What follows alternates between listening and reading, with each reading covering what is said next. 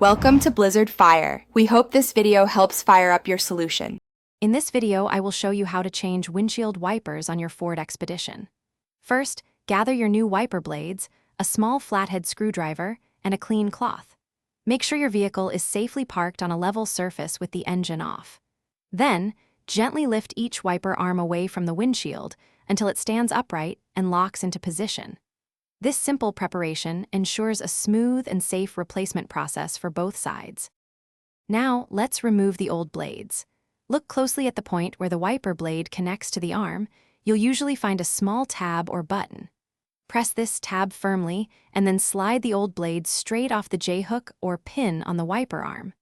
Once the old blade is detached, carefully lower the bare wiper arm back down onto the windshield. You might want to place a towel down to protect your glass from scratches. With the old blade removed, it's time for the new one. Take your new wiper blade and align its connector with the J-hook or pin on the wiper arm. Slide the new blade on until you hear a distinct click, indicating it's securely locked into place.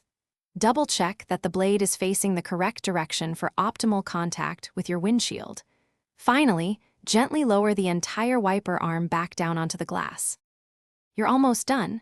Repeat these steps for the other wiper blade on your Ford Expedition. Once both new blades are installed, hop into your vehicle and test them out using your windshield washer fluid. This ensures they operate smoothly and clear your view effectively. Remember to inspect your wiper blades regularly for any signs of wear, like streaks or chattering, and replace them every 6 to 12 months for best visibility. Thanks for watching. If you found this helpful, don't forget to like and subscribe.